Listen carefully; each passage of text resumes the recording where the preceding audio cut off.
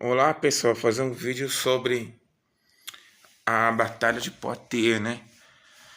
A Batalha de Tours, né? A famosa Batalha do Carlos Martel, avô de Carlos Magno, né? Que salvou a Europa, né? Da islamização, né? Então vamos pro vídeo, né? Então, desde 607, o rei Visigodo Égica já tinha avisado, né? De um suposto plano aí dos muçulmanos, né? Que os judeus estariam envolvidos para conquistar a Península Ibérica. E de fato, né, no século seguinte aconteceu, né, como todos nós sabemos, 711, houve a conquista muçulmana, né, da Península Ibérica, né, os sarracenos em menos de 100 anos conseguiram conquistar aí norte da África e tudo mais. E eles chegaram, né, conquistaram os visigodos na Batalha de Guadalete, perdão. E a Batalha de Guadalete, né, encerrou, né, esse último rei visigodo, o rei Rodrigo, ou Roderick, né. E aí só ficou o reino das Astúrias, né, ao norte, como que será o núcleo da resistência, né, visigótica. Depois eles avançaram, né, depois desse evento, os sarracenos avançariam rumo ao norte,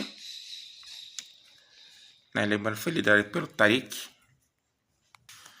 Então, em 721, 10 anos depois da Batalha de Guadalete, houve a Batalha de Tolosa, né, em que houve uma vitória parcial dos francos, né, mas isso não impediu, né, que houvesse uma nova batalha, né. Então,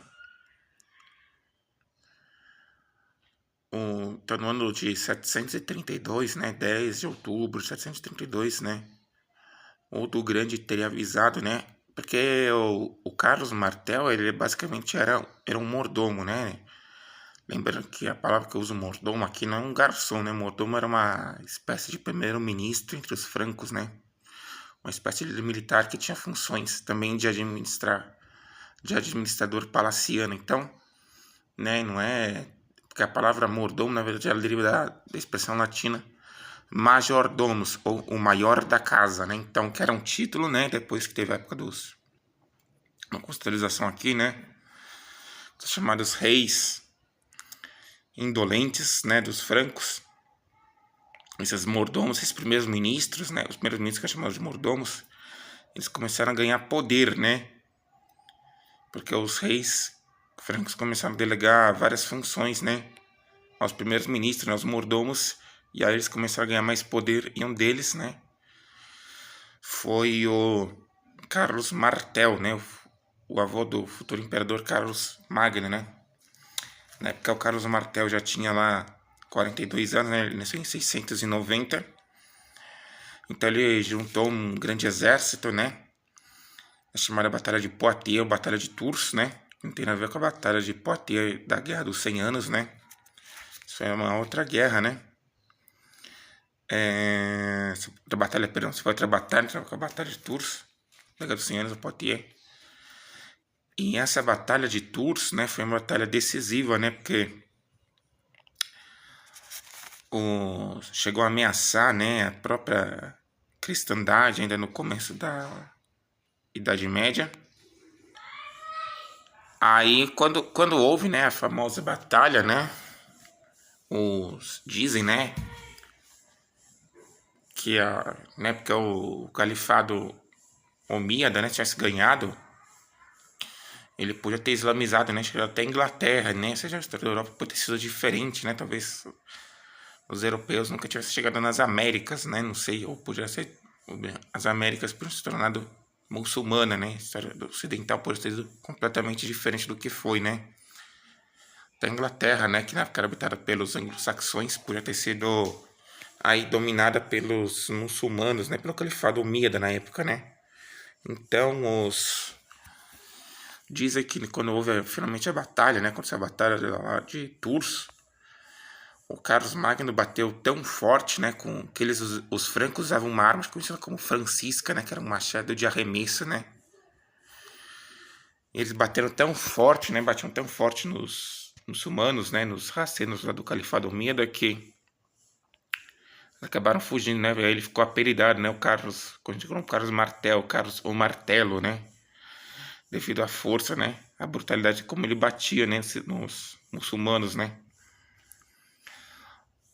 E dizem que os muçulmanos, o líder muçulmano na época, né, acabou morrendo, né, sendo traspassado por uma lança, né.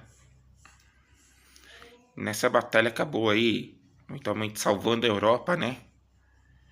Foi a batalha que e o califado, assim como aconteceria, né, no séculos antes, né, entre gregos e persas, né, que os gregos, né, os atenienses e espartanos salvaram, né, o ocidente do avanço do Império Persa, né, Quemênida, lá no século V, né, antes de Cristo.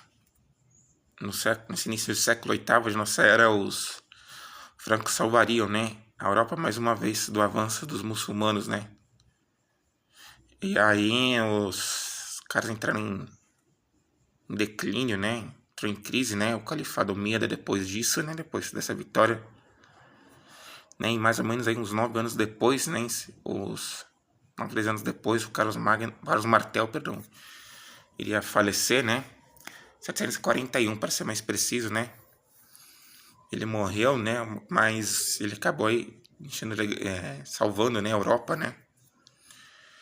E isso, né, e depois, posteriormente, né, em 778, né, décadas depois, aconteceria a primeira batalha de Roncesvalles, né, que aí seria o inverso, né. Os francos que tentariam conquistar a Península Ibérica, né, mas fracassariam, né, os vascos derrotariam.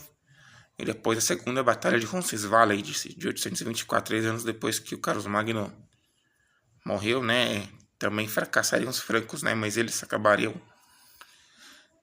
influenciando, né, a política, né,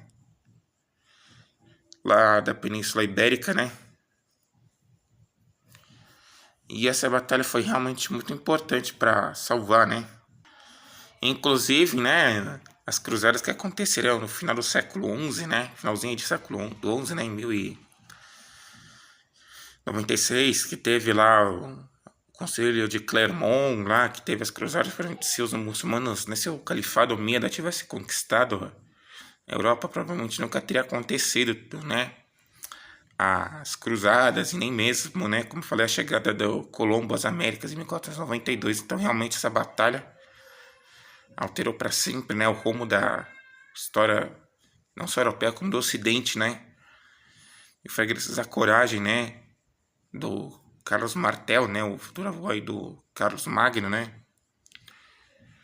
ter enfrentado e derrotado, né, os muçulmanos na batalha de Tours, em 10 de outubro de 732, né, ter alterado para sempre. Então o vídeo de hoje seria esse, né. Então curta, comente, compartilhe e se inscrever. Até o próximo vídeo.